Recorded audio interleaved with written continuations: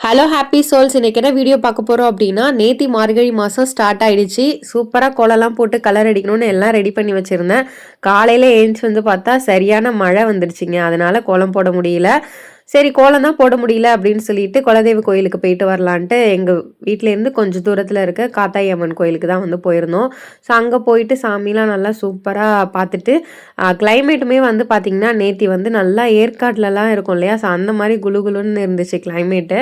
அங்கேருந்து சாமி கும்பிட்டுட்டு அதுக்கப்புறம் எங்கள் வீட்டுக்கு போயிருந்தோம். எதுக்காக அப்படின்னு பார்த்தீங்கன்னா, மார்கழி மாதம் ஸ்டார்ட் ஆகிடுச்சுன்னா ஃபஸ்ட்டு மார்கழி 1 வந்து எங்கள் அக்காவோட நினைவு நாள், என்னோட கூட பிறந்த அக்காவோட நினைவு நாள்.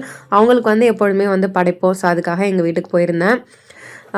எங்கள் அக்கா இறந்தப்போ வந்து பார்த்திங்கன்னா நான் 5th படிச்சுட்டு இருந்தேன். எங்கள் அக்கா வந்து 7th படிச்சுட்டு இருந்தாங்க. ஸோ அப்போல்லாம் வந்து பெருசாக எதுவும் தெரியல அக்கா இறந்துட்டாங்க அப்படின்னு.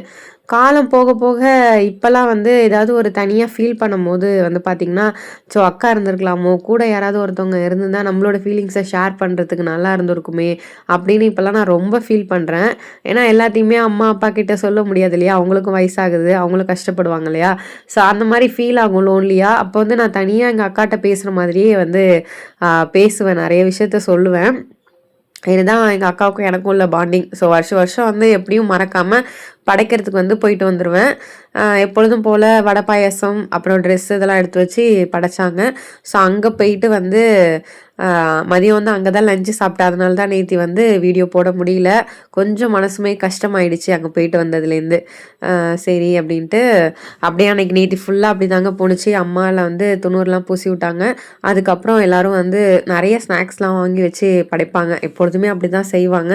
ஸோ அதெல்லாம் படைச்சி முடிச்சுட்டு அங்கேருந்து கிளம்பி வீட்டுக்கு வந்துட்டேன். ஸோ இது வந்து நெக்ஸ்ட் டே இன்னைக்கு வந்து மார்கழி 2 வந்து வாசலில் போட்ட கோலம் இதுதான்.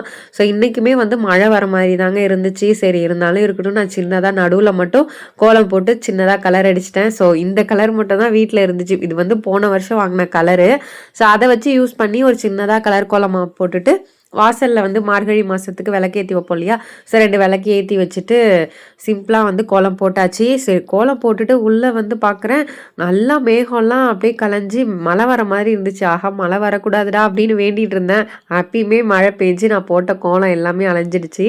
ஸோ என்னால் முடிஞ்ச அளவுக்கும் மழை பெய்யாமல் இருந்துச்சுன்னா நான் மார்கழி கோலம் வந்து போட்டு உங்களுக்கு வந்து வீடியோ போடுறேன். இந்த வீடியோ பிடிச்சிருந்துச்சு அப்படின்னா லைக் பண்ணிவிட்டு உங்கள் ஃப்ரெண்ட்ஸ் அண்ட் ஃபேமிலியோட ஷேர் பண்ணிக்கோங்க.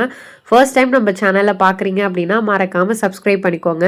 ஸோ இந்த மாதிரி கோலம் போட்டு கலர்லாம் அடித்து இது மாதிரி மழை பெஞ்சு நனைஞ்சுன்னா எவ்வளோ கஷ்டமாக இருக்குது தெரியுமா. அது போட்டவங்களுக்கு தான் தெரியும். எனக்குமே ரொம்ப கஷ்டமாக போயிடுச்சு. ஸோ இருந்தாலும் பரவாயில்ல. ஸோ நெக்ஸ்ட் வீடியோவில் பார்க்கலாம். பாய்.